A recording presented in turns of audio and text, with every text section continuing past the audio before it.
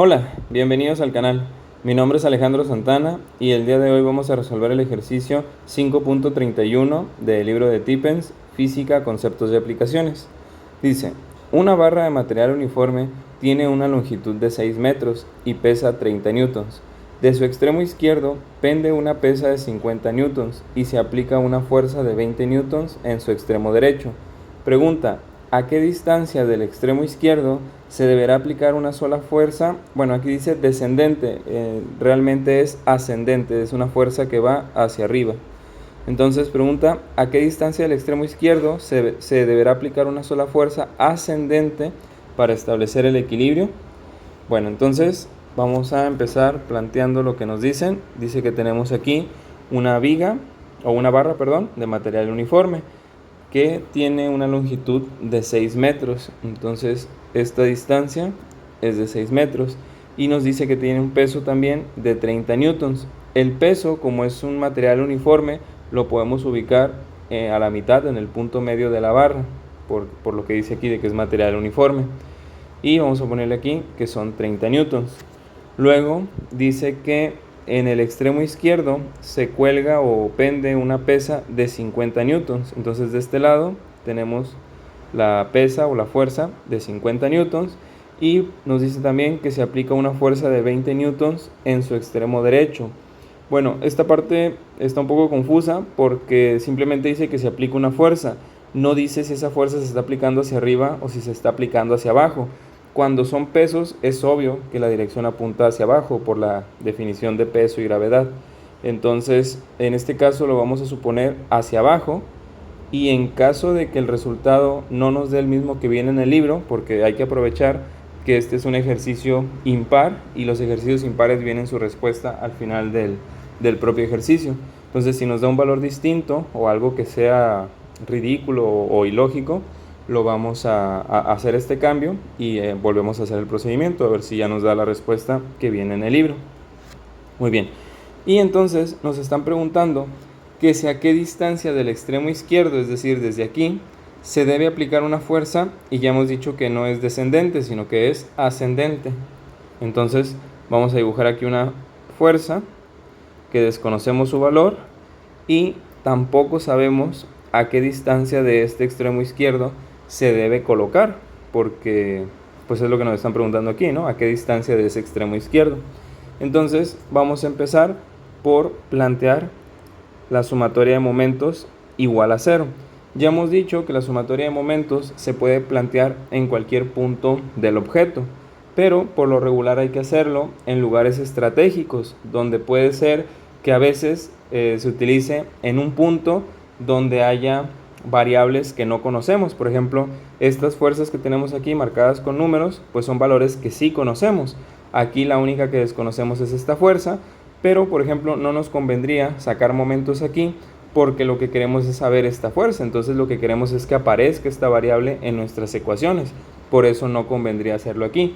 Cuando convendría hacer y sacar momentos en este punto es a lo mejor si hubiera otra fuerza que desconociéramos, y en ese caso sí sería útil sacar momentos en este punto. En este caso lo vamos a hacer aquí, le vamos a llamar punto A al extremo izquierdo y nos conviene sacarlo aquí porque también queremos saber esta distancia. Entonces esto sería el brazo de palanca de esta fuerza. En cambio, si lo hacemos acá, no, esto de aquí pues no es uno de los datos que nos está pidiendo el ejercicio. Entonces se complicaría un poquito más si lo colocamos acá. Entonces vamos a hacerlo aquí, sumatoria de momentos en A igual a 0, porque nos hablan de una situación de equilibrio. Entonces ya sabemos que hay que tomar en cuenta todas las fuerzas que están participando en ese sistema, pero las fuerzas que estén siendo aplicadas sobre el punto sobre el cual estamos calculando los momentos, pues ya sabemos que esas fuerzas no generan un giro porque no tienen un brazo de palanca con respecto a ese punto. Entonces esta fuerza de 50 newtons no crearía ningún giro alrededor de A. Aquí se me olvidaba recordar que el giro antihorario lo consideramos positivo, el giro horario lo consideramos negativo. Entonces ahora sí, esta fuerza sí va a generar un giro alrededor del punto A. Como lo que generaría sería un giro en este sentido, haría girarlo así, sería un giro en contra de las manecillas del reloj, por lo tanto es positivo, y habría que multiplicar la fuerza por su brazo de palanca. No conocemos ninguna de las dos cosas, así que simplemente lo vamos a dejar indicado, porque la fórmula para sacar momento es fuerza por distancia o fuerza por brazo de palanca. Entonces así dejamos indicado esta multiplicación. Luego tenemos esta fuerza de 30 newtons. Esta fuerza de 30 newtons, ¿qué tipo de giro crearía alrededor del punto A? Pues en este caso sería en este sentido. Por lo tanto, esto es una orientación horaria. Entonces sería negativo este resultado. Sería multiplicar la fuerza por la distancia o el brazo de palanca. ¿Qué distancia hay entre el punto A y este punto? Dijimos que este era el punto medio donde se concentraba el peso, pues son 3 metros. Entonces ahí colocamos por 3. Y finalmente esta fuerza que generaría un giro de igual sentido que este, por lo tanto también va a ser negativo, y sería multiplicar los 20 newtons de la fuerza por su brazo de palanca, que sería toda esta distancia, que es la longitud de la barra, que son 6 metros. Y esto lo igualamos a 0 por la condición de equilibrio que ya dijimos. Entonces estas partes nos van a quedar fáciles de operar. 30 por 3 pues son 90 y 20 por 60 son 120. Esto nos queda igual a 0. Entonces estos dos que están restando los podemos pasar al otro lado, pasarían sumando. A 90 le sumamos 120, serían 210, porque ambos pasarían sumando. Y entonces nos queda esta ecuación. Aquí, por ejemplo, podríamos quedarnos un poquito sin saber qué hacer, porque tenemos dos variables y pues esto es solamente una ecuación. Entonces, ¿cómo le hacemos para conocer el valor de las dos variables si nada más tenemos una ecuación?